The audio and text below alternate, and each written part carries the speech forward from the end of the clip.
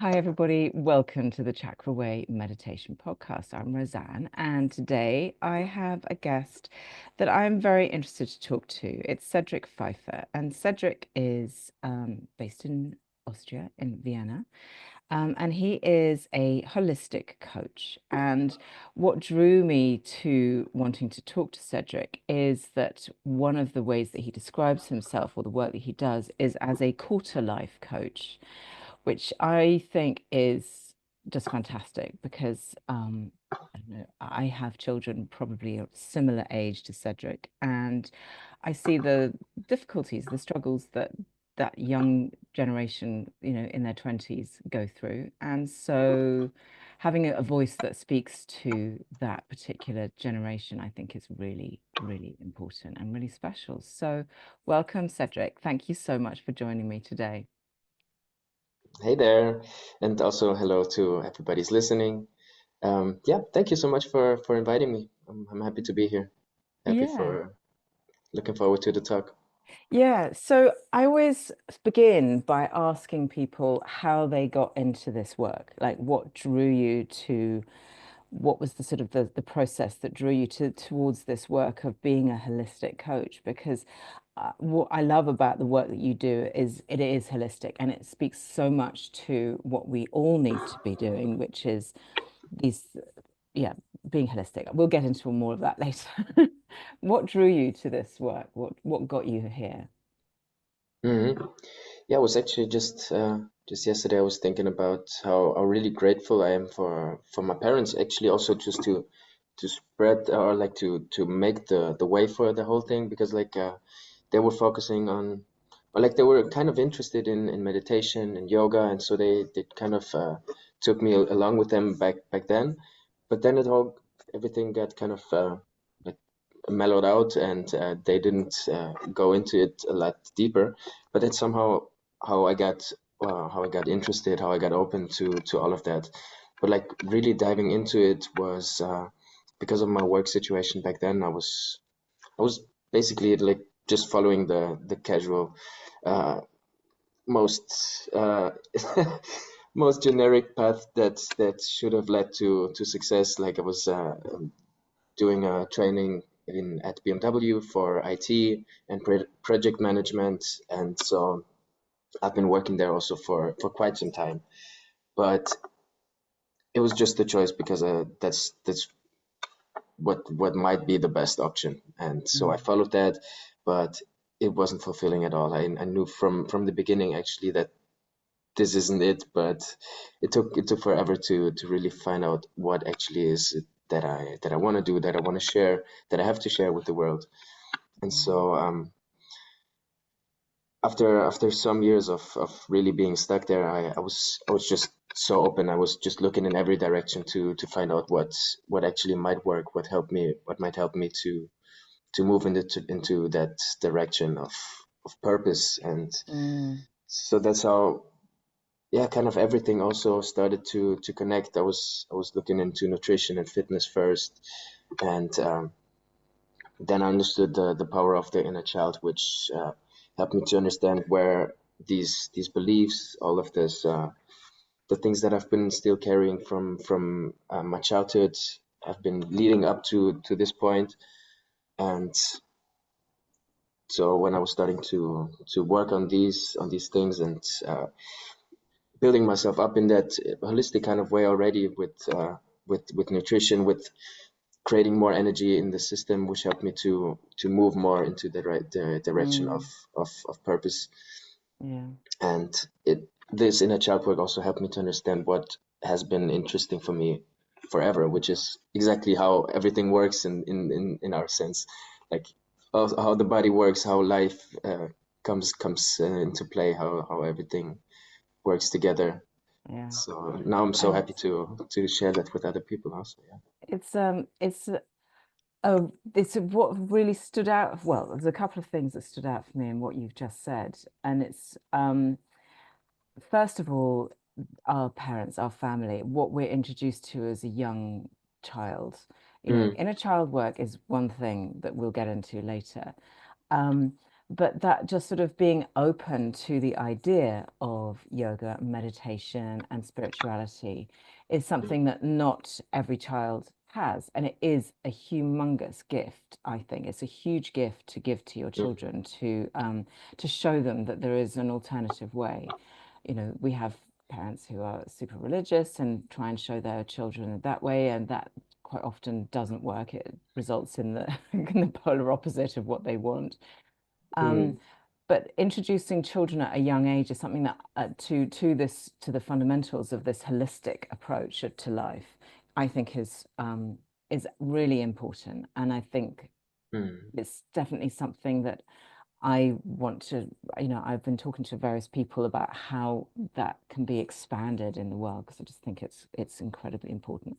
The second thing is mm, definitely that phase of life because you get spurted out of the school system and everyone says, right, just go and get a job, earn X amount of money, have a good something on your CV, and then the next thing is find a partner, and then the next thing, just basically just do the everything that's expected of you.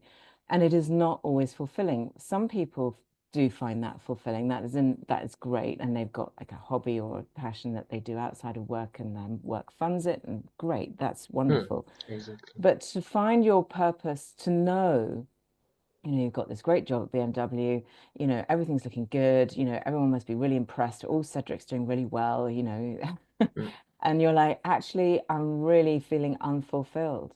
But it's what I'm interested is to find out, like, how did that lack of fulfillment or that lack of purpose, how did that show up in your life for you? Because I think that quite a lot of people just think that that's your age. And I say, keep saying your age. Do you mind if I ask you how old you are, Cedric? yeah, for Or sure. Yeah. how old Yeah, you were when you 20, started this?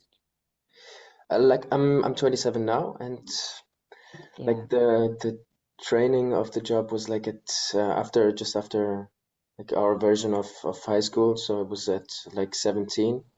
So the whole thing started at like 21, Mm. 21 when I really started. Like I said, it took forever for me to really uh, first of all to understand, okay, I need to change something. There's there's no way around it, and yeah, something around that Yeah. age. Yeah. Because I think that, it's a fascinating thing, especially as a parent, to watch. My sons are 25 and 27, and Mhm. they are they kind of feel like they're grown, they feel, they know that they're adults, they have their own minds and all the rest of it. But there is such a lot of development still. I can see with perspective that there is still a lot of development in that sort of between 21 and 27. There's a Mm, huge shift for, I think, everybody, it doesn't matter what gender you are. There's a huge shift in development and growth in that space, in that time.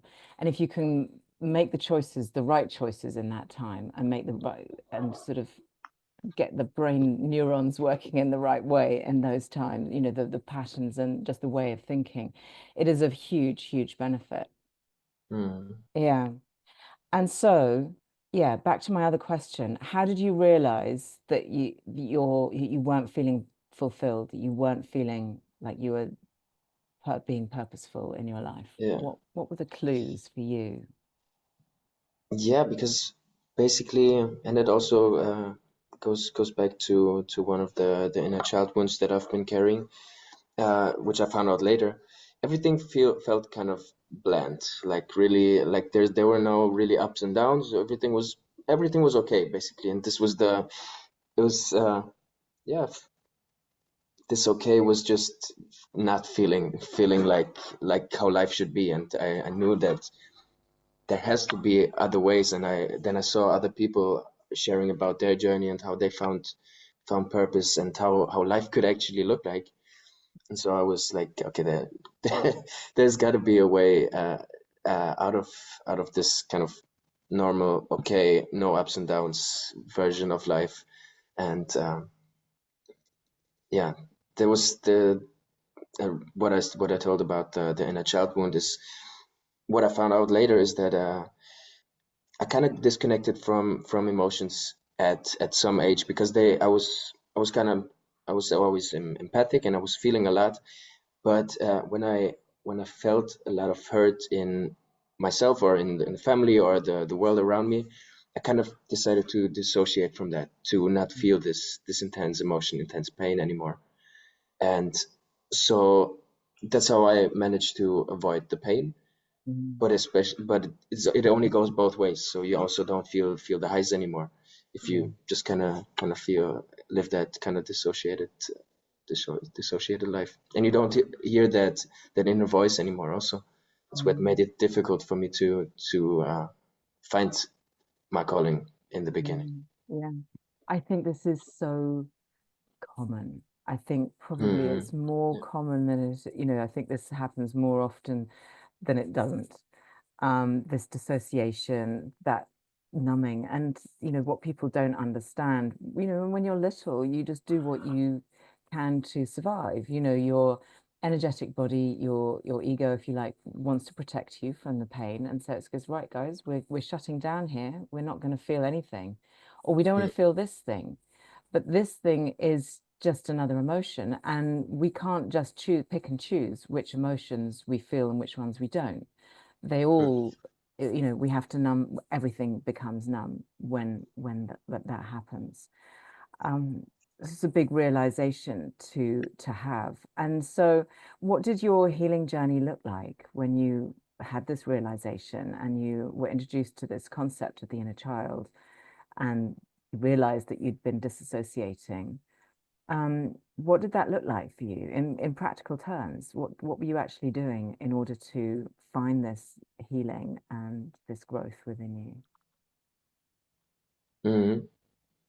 Yeah, I was really lucky to find these mentors. Also, it was in the first coaching program that I did, and it combined a lot of things. But the focus is emotional intelligence, basically learning how to feel emotions in a healthy way, the way they are supposed to be felt again, Mm. because it's what the core is. They would just help us to experience life fully. And the thing is, we've never, or many of us have never really learned how to properly feel them, let them move in the body, and let them be expressed in that healthy container. And so learning that was the key point, and it also helps you to move through life in whatever way, in whatever things that are happening. It helps you to, okay, these emotions are coming up, how can I move through them, how can I feel them, and not direct anger outwards, for example, but feel that it's such a huge energy that was suppressed for so long, but it can be used for, yeah, holding your boundaries, creating your life. Basically, it's such a powerful energy, and What did that look healing like for you? What did that look like for the you when you were identifying the emotions that you had suppressed? So let's take anger, which is the first one that comes after fear, so that's usually. So let's take when you started to feel these emotions, what was Mhm. your actual process? Were you in workshops, in safe spaces, letting it out? Were you journaling? Were you meditating? What were you running? Were you boxing? Like, what did that actually look like in terms of Mhm. releasing those and processing the emotions that had been suppressed for so long? Mhm. It's basically it's a really meditative process, like Mm. especially like finding an outlet. You can find all kinds of versions. Also, dancing and, yeah, like you said, running or screaming, whatever, might help you to feel that anger in some way. But with the other emotions, it's like a really internal, uh, somatic approach, really feeling it in the body, how it feels, how it wants to move, how it wants to spread in the body, and allowing it the space it has. How can I? It's basically because the emotions are coming up in normal life, but we try to either intellectualize it or try to push it away. But if we just take our time and breathe through whatever is coming up, Mm. then it's allowed to be there. Then it's allowed Mm. to spread in the body, and this energy that was stuck. And there's also where the emotional woundings and the trauma comes from, is like this energy that got stuck in the body that just wants to be released and moved again. Mm. Yeah. Yeah, So no, yeah. I mean, we're singing from the same hymn sheet. You know, this is exactly the work that I do as well. I use the chakras as obviously as Mm, a sort of as a map, a way of understanding where we hold things, and you're mm, right. It is so much of this work is just allowing. It's just allowing yourself to feel the discomfort, allowing yourself to feel into the emotion and just sitting with it and being that impassive observer, being the sort of, you know, almost sort of standing back from it and just watching it happen rather than like being in it and going, oh my God, I can't handle this mm, emotion, or, you know, because the ego pops up and tries to protect us and tries to quieten the uncomfortable, because, you know, we're humans. We, of you know, course. we move away from pain towards pleasure. So we'll, you know, go and have a drink at a bar rather than rather than face up Mm, to difficult emotions most of the time. So it does of take course. really strong will and strength. Mm, And this is where people like you and I think, come in really, you know, are essential, because doing it on your own is really hard. It's really mm, difficult, especially when you're getting going on this journey. Once you've started that momentum going, then it's great, because you just, you know, run with it and you learn, and you begin to, you know, you have this little tool bag of techniques that you can use. mm, But making that start is the really tricky thing. So you've mentioned a few times that you work a lot with inner child work. mhm, What does that look like for you when you're leading somebody through an inner child process? What mm, does that look like for you? mm. Yeah, for me, like this whole work is not about just going into the past and stirring up shit that that Yeah, because might have been traumatic. Yeah, no, we don't actually exactly, want to relive all of that shit. No, you're quite right. exactly, exactly. But so the point is just seeing what is actually happening right now. What are the problems, even body symptoms or disease? We can always see, or like in the life situations, what is actually going on right now, what emotional aspects are attached to that, what is coming up when I'm in that conversation with the partner, or in my workplace, or with the symptom. If we start to just get into that meditative state in the beginning, feel feel the emotions that are coming up, and then already doing the first step that I said, is like allowing it space, Mm. staying there, and just by bringing our attention to it. Often there's just the question of, okay, when did the inner child that you once were experience exactly this emotion for the first time, maybe, where it was just too much to handle, where you didn't have any support, anybody that helped you to co-regulate, or to regulate, and we never really learned how to do it ourselves. So when is it happening? And you're getting in contact with that version of yourself, and you can finally be the person that it would have needed back then. Be there for it, breathe through, and then do the same thing again. Breathe through it, allow the emotions to be there, and listen to the needs of the body symptom, the inner child at that point, and yeah, be the loving parent that it would have needed, the loving Yeah, caregiver or whatever. Yeah. yeah, yeah. No, it's such it's really beautiful work, the inner child Hmm. work. It's very special, and it's, yeah, it's very important to be able to do that. And you do need guidance to do that until you really get used to, you know, until you really know what you're doing. You do need somebody to walk you through it and hold your hand through it, Mhm. until you sort of meet that parent-child relationship within. And once that's sort of created, it kind of can move forward from there. But the Mhm. other part of your, excuse me, other part of your um, work is that you add in the actual body fitness, so nutrition and fitness as well. I Hmm. mean, for me, this is key as well. Mind, body, spirit, you can't have any of them without the other. And so looking after your body is, key without Yeah. slight understatement, but it is, and of course, my modality is yoga. Hmm. And experiencing emotions, experiencing the body through yoga.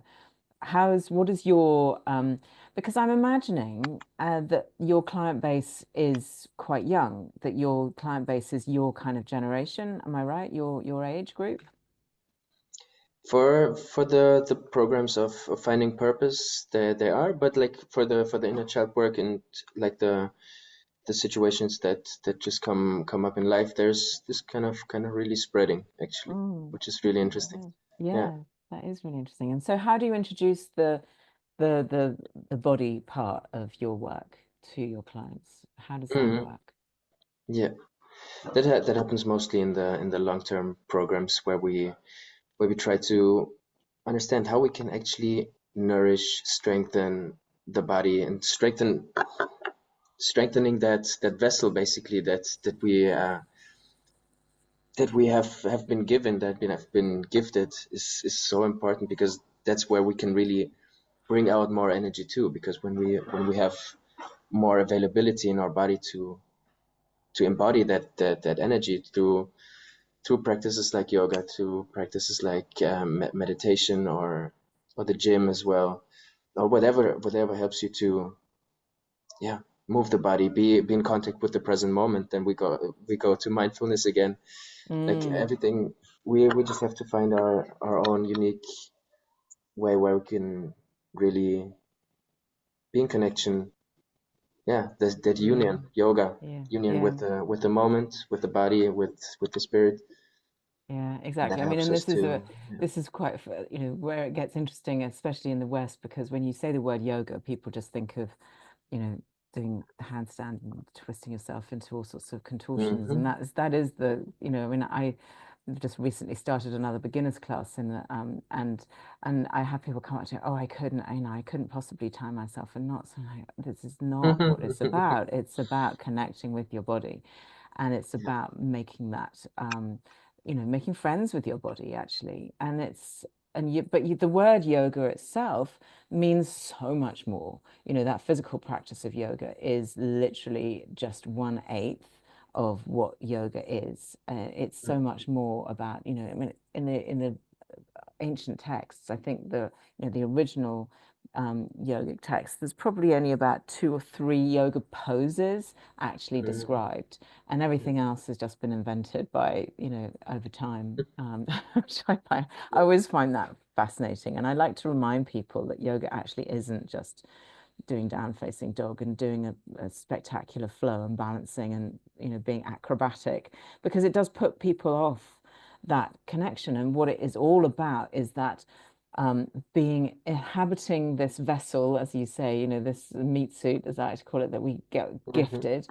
And it is such an extraordinary piece of machinery that we have, but to connect with it, because society, I think, has separated us, mind over here, body over here, spirit and soul over there.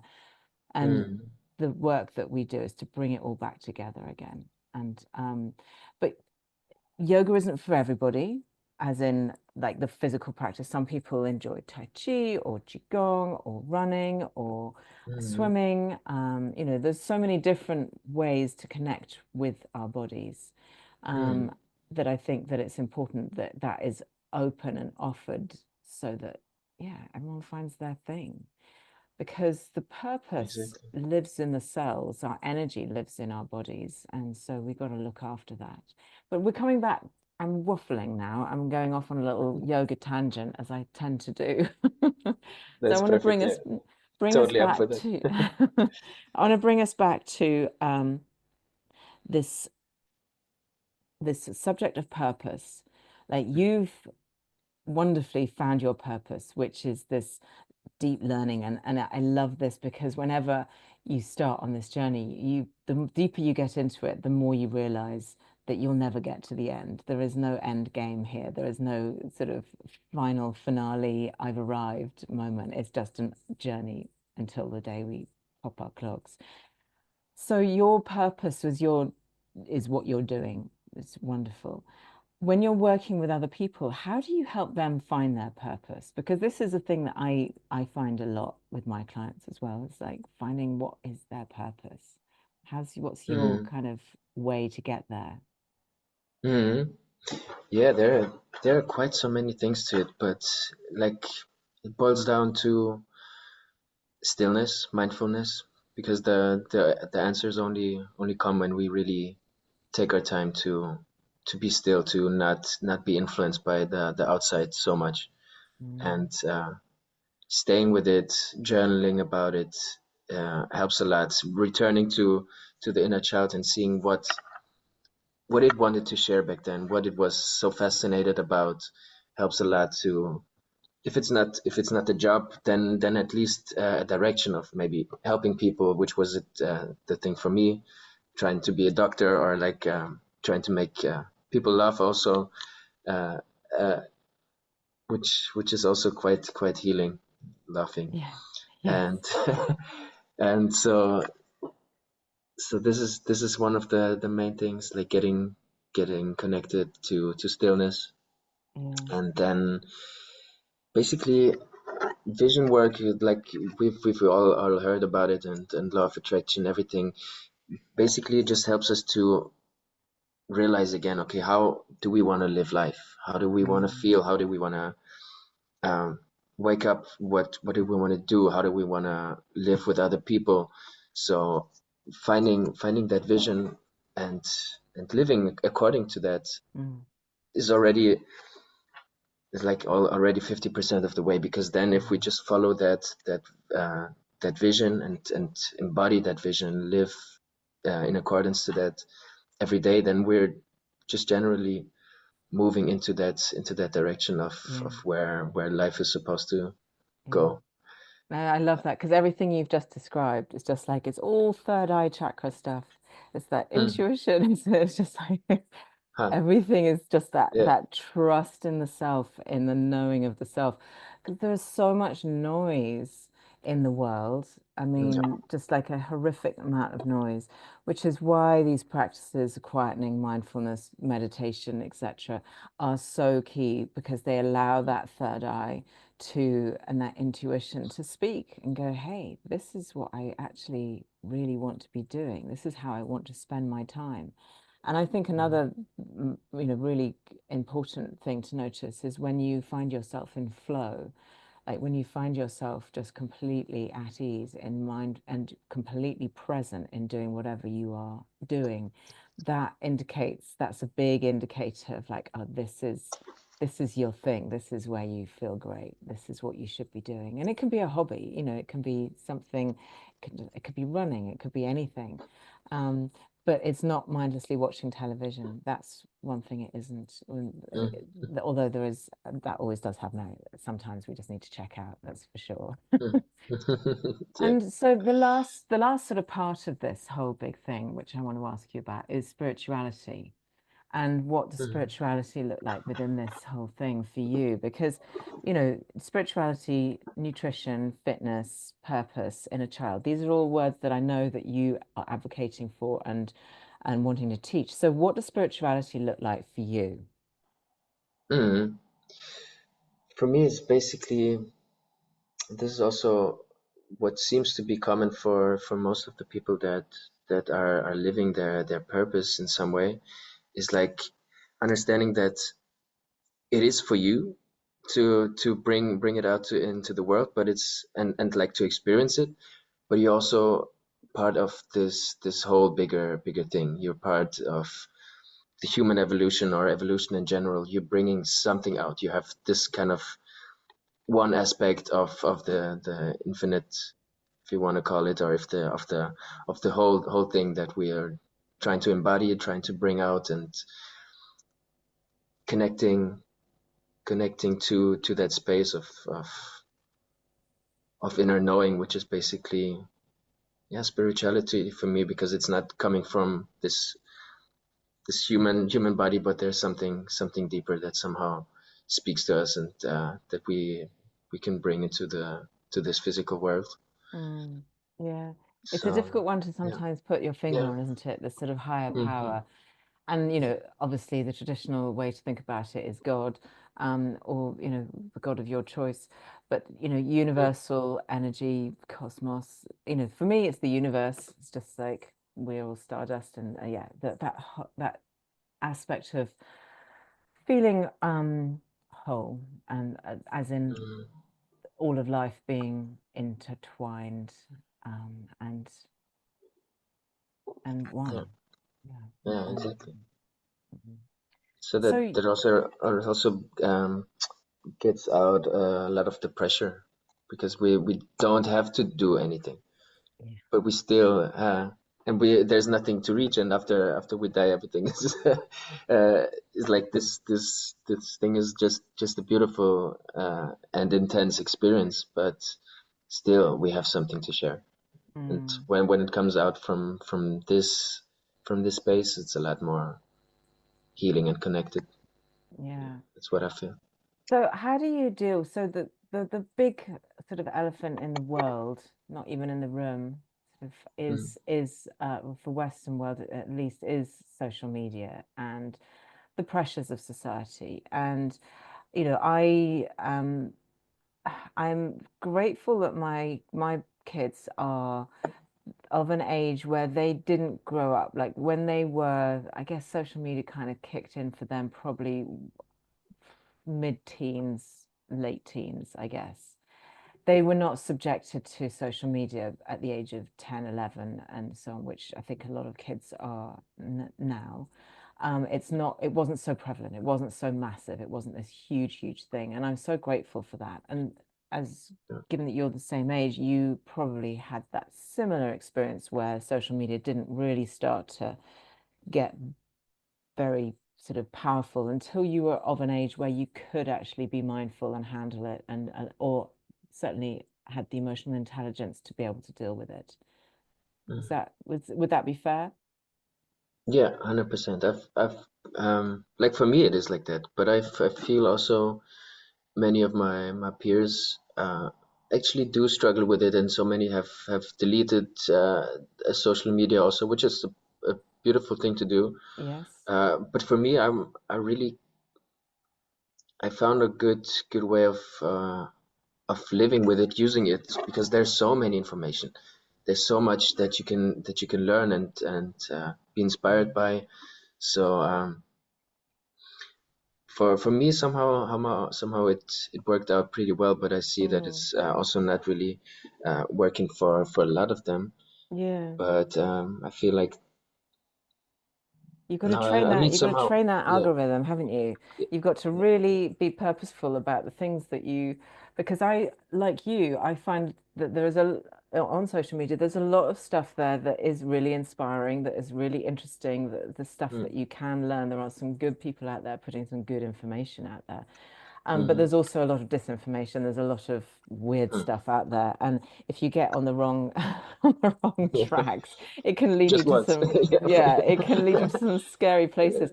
And I only yeah, know this because my son tells me, and yeah. I show him something that's come up on my social media, and he's like, Jesus, you should have a look at what comes up for me. This is terrifying. And I'm like, I had hmm no idea that that even exists. So for your peers and this, the younger generation, and I hope that as a 27-year-old, you're going to really kind of start, and I don't know, it would be wonderful if you can speak to that, the kids who are coming up to to help them to find their way through this, to try and I don't know what am I trying to say, just to avoid the evils, because it is can be so devastatingly overwhelming, mm, everything that comes that way. And I think that this is something that, yeah, that you in your position, um, are in you can hopefully begin to, I don't know, at least with your clients, I guess, to help and influence the way that goes. I don't know. What are your mm. thoughts on that? Yeah, yes, I really hope so. Yeah, for me, like somehow the authentic expression comes into my mind, like while we are talking about that. Being sure of yourself, being stable in yourself, and finding that stability and safety also, that you are good the way you are, is Yeah. is the key factor to all of this, because then you can be inspired, then you can learn from others, or like listen to what others saying, Mm. but don't take it for a fact also, like just being open, and then doing more research, and not being so sure that this is actually the way they are living, how they're portraying it, or like how they're looking, and uh, yeah, not looking on the outside so much and comparing yourself, Mm. Yeah. Yeah. being inspired instead of comparing. Yeah. Yeah. Oh God, comparison is the route to unhappiness for sure. You know, if you want to 100%. make yourself really unhappy, just start comparing yourself and Mm, or comparing anything. It's a horrific thing to do to mhm, yourself, but it's something that is inevitable when we're bombarded with that much information and that much image and sort of the social sort of pressures that guide us that way. So mhm. um, it's been really fascinating to talk to you, Cedric. Is there anything else that you would like to share with my listeners? I mean, share whatever you like, but then also share how people can get in touch with you. Mhm. Yeah, basically, thank you all for listening. I hope you really find exactly that authentic expression, finding what is it that you want to share with the world? What is it that you want to live? And yeah, basically just yeah, find that expression. Like how somehow this word just gets stuck in my head right now while we were talking. Mm, So yeah. finding that core within is a beautiful thing to do. So Mm, yeah, thank you for the work, and thank you for the talk also. If anybody's interested, I'm not sure. Can you send the link in the captions yeah, of the podcast? of course. And Yeah. uh, there's a free workshop that I have online that will guide you a lot more deeper into to inner child work and this emotional intelligence. Also combined, there's a meditation as well for getting in touch with that inner child, that small beautiful version that is not only the root of limiting beliefs, but also the root of so many beautiful characteristics and joy and love and happiness that we can connect to more again. So yeah, feel free to Mm, check out that, and yeah, feel free to let me know also how it worked out for you. mm. Well, thank you. I would definitely make sure that that link is in the show notes. And yeah, thank you so much, Cedric, for joining me today. It has been brilliant. Thank you. 100%. Thank you so much.